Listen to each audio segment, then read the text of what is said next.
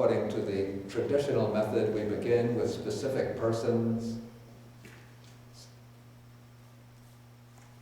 We begin with oneself, then a dear but respected person, like a teacher or benefactor, then a close person, like a close friend, then a neutral or indifferent person, then a hostile person. And as one practices, one has to be able to develop loving kindness towards all of these people, ideally with the same intensity. Then after one succeeds in developing loving kindness to all of these persons, then one can move on to extend the loving kindness, to expand it. This is done by using wider and wider geographical regions. For example, if I'm practicing here in this hall with all of you, then I will meditate. May all of the people in this hall be well and happy. May they all be peaceful, all be healthy. Then I will go on, I might go on to take everybody who's in Chuang Monastery. Same wish. Then to have a large group, I could take everybody in New York City. Then I might take everybody in North America. Then I will go through the continents, North America, South America, Europe, Africa, Asia, Australia, until I'm extending loving kindness to the whole world. Then I will take the directions until I'm able to pervade the whole world with the mind of loving kindness, abundant, exalted, immeasurable, without hostility, and without ill will. I'm going to start experiencing a little ill will in a moment.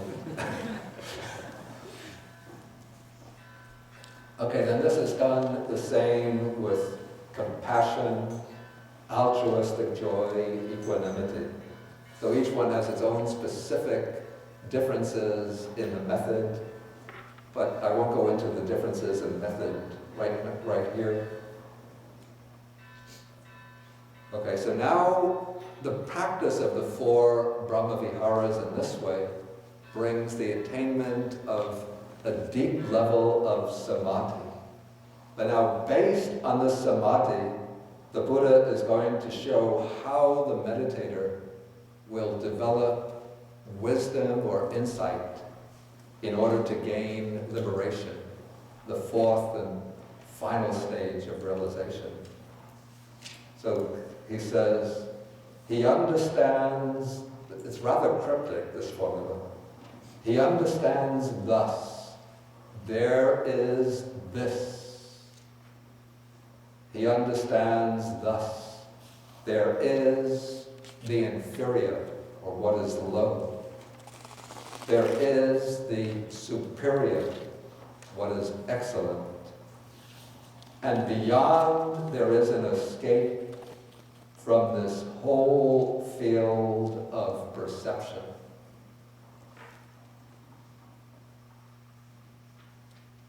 Okay, what is being stated here, though it's a bit obscure, is the 4 Noble Truths.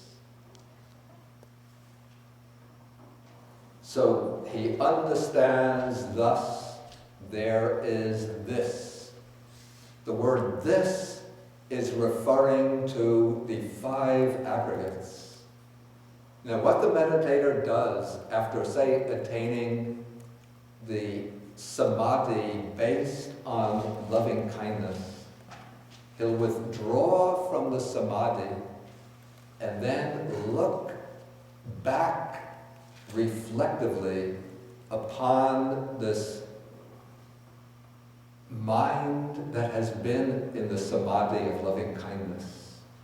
And he'll see, in that mind of loving kindness, or in that state of loving kindness, there is the physical body present. That is the aggregate of material form. in the state of samadhi, there is a particular feeling, there is a particular perception, there are particular mental formations or volitions, and there is consciousness. So in this way, the meditator has taken that experience of samadhi and dissected it in terms of the 5 aggregates. And then he sees that these 5 aggregates are impermanent. They were in one condition in the state of samadhi. When he comes out of the samadhi, they're in a different condition. And he looks upon the 5 aggregates as being subject to constant arising and passing away. In other words, they're impermanent. And because they're impermanent, they are unsatisfactory, or dukkha. And because they're impermanent and bound up with dukkha, with suffering, they should not be taken to be I and mine, to be a self. So in other words, he's seeing the 5 aggregates that were involved in the experience of samadhi as being impermanent, bound up with dukkha, with suffering, and as being non-self. So he's gaining insight into the 3 characteristics of the 5 aggregates. And this brings one to the understanding of the noble truth of suffering. Then he investigates these 5 aggregates in terms of their origination. And he sees that these 5 aggregates originate from craving, or from craving and ignorance. And so that is what is meant by there is the inferior. The Pali word is hina, what is low, what is defective or inferior. And so this is the craving, ignorance, and other defilements that from life to life bring the 5 aggregates into being. Then there is the superior.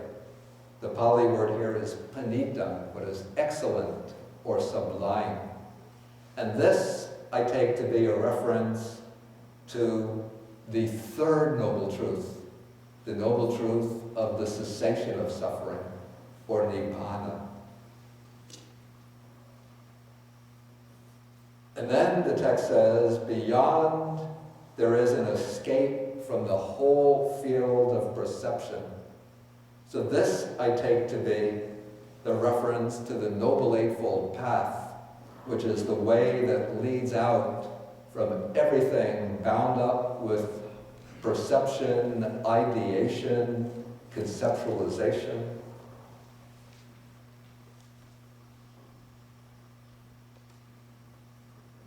So in this way, the disciple is gaining realization of the 4 noble truths. And then the text continues in the standard way, when he knows and sees thus, his mind is liberated from the taint, that's the asava of sensual desire, from the taint of being or craving from existence, and from the taint of ignorance. When it is liberated, there comes the knowledge, it's liberated. He understands birth is destroyed, the holy life has been lived, what had to be done has been done. There is no coming back to any state of being.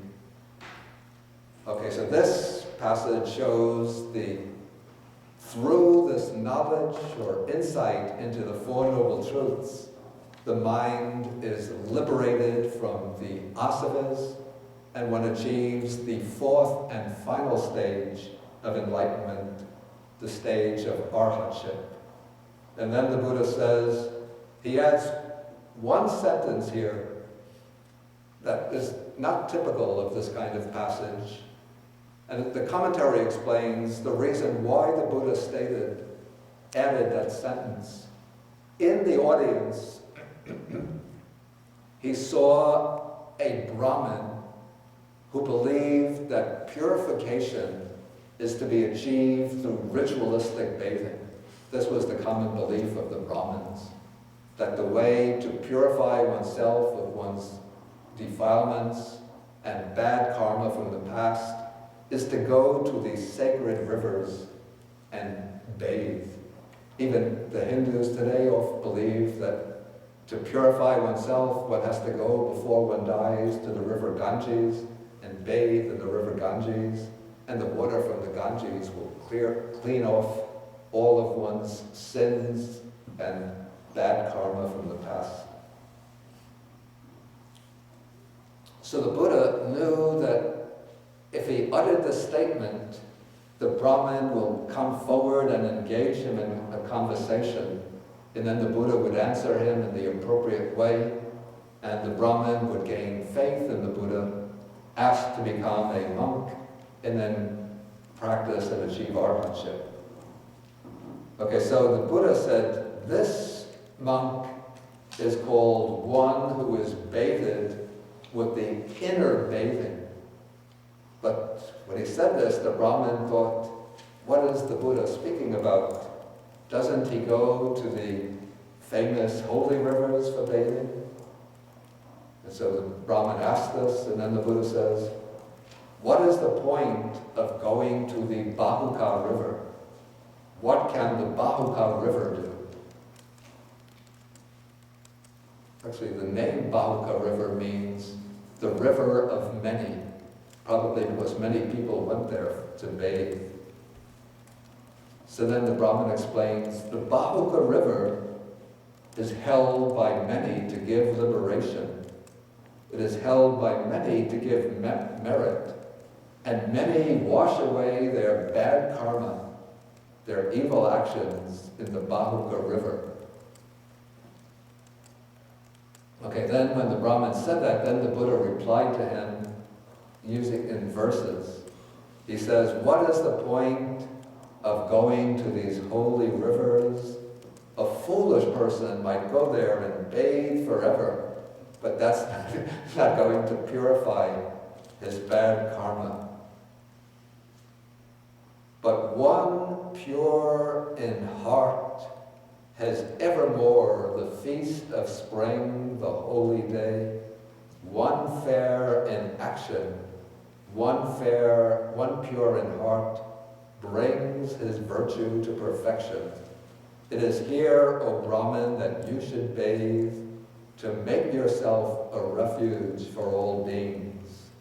If you speak no falsehood, harm no living beings, take not what is not offered, and with faith and free from avarice, what need for you to go to Gaya? Gaya was a place of pilgrimage with a holy river.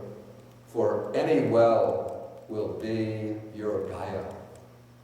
Okay, then when the Buddha said this, the Brahmin expressed his appreciation. He took refuge in the 3 jewels, and then he went forth under the Buddha, became a monk, and went alone to practice, into solitude to practice, and then he achieved the final goal of the holy life, the achievement of arhatship, and then he directly knew birth is destroyed, the holy life has been lived, what had to be done has been done, there is no more coming back to any state of being, and he became one of the arhats. Okay, that is the end of the sutta. I think I'll have to go now to take the lunch. And so if you have any questions, we're going to have a discussion period right after lunch, at about 12 o'clock, a few minutes after 12. So please just hold your questions and come back for the discussion period.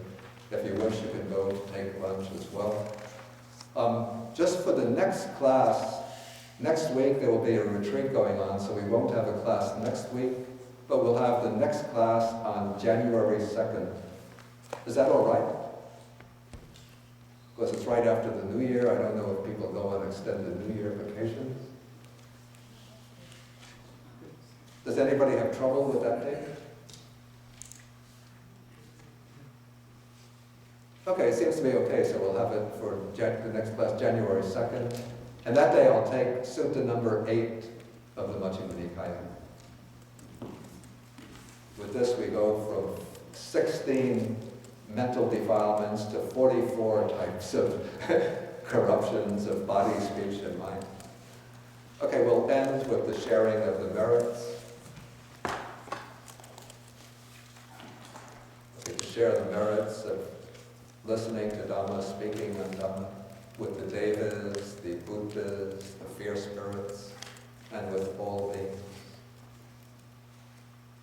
Akasata Jabumata Deva Naga Mahidika Punyantang Anumodita Chirang Rakantu Sasanam Akasata Jabumata Deva Naga Mahidika Punyantang Anumodita Chirang Rakantu Desanam Akasata Jabumata Deva Naga Mahidika Punyantang Anumodita Chirang Rakantu Mam Param Eta Vatacham Hehi Sampadang Punya Sampadang Sabbe Devanumodantu Sabbe Bhutanumodantu Sabbe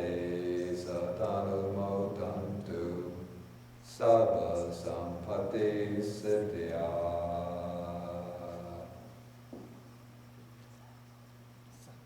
Okay, since many of you I won't see until the beginning of the next year, let me wish you all a happy holiday season and a happy and healthy New Year.